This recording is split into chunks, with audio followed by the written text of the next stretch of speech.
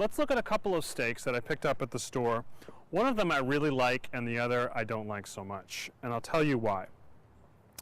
This one over here is a good looking steak, and the reason it is primarily the marbling, the thickness, the bone, and the integrity.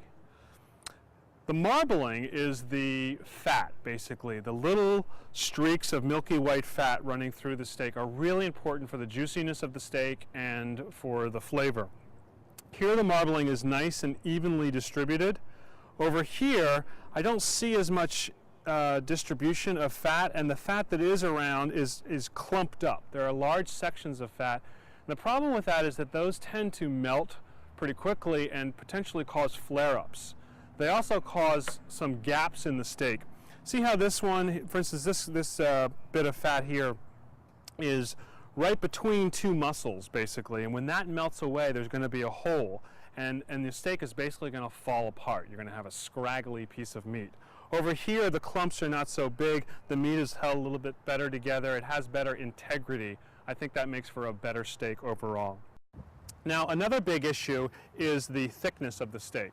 Both of them are roughly an inch, maybe 1.25 inches thick, and that's a pretty good thickness to start with. You want to go higher than that rather than lower than that. A thin steak tends to overcook really quickly in the center. It's hard to sear both sides of the steak and still leave the interior, nice and juicy and rosy red. So I find that about 1 inch is the minimum you can go.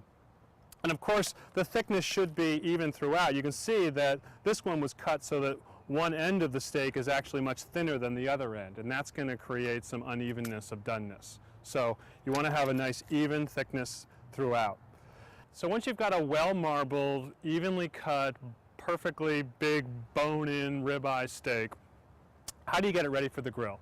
Well, I think one of the most important things to do is to salt the steak 20 to 30 minutes before you grill it.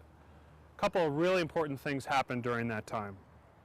Number one, the steak loses its very cold temperature, right? It comes out of the refrigerator very cold, and if you were to put it right on the grill immediately, it would actually take longer to cook. And the longer that it cooks on the grill, the greater the chance that it's going to dry out. Okay? As you cook any piece of meat, juices are pushed out of the meat. And so with a steak, the idea is to cook it pretty much as quickly as possible without actually burning it, of course. Another really important thing happens during this time is that the salt begins to work on the steak. You've probably heard that salt draws moisture out of a steak, right? And you don't want to do that for hours and hours and hours because you'll dry out the steak. And that's true, but if you do it for just 20 or 30 minutes, actually that little bit of moisture that comes to the surface of the steak makes for a beautiful, really delicious crust on the surface. So if you just take a little bit of care to pick a great looking steak and season it well ahead of time, you've set yourself up for a great dining experience. Now it's just a matter of firing up the grill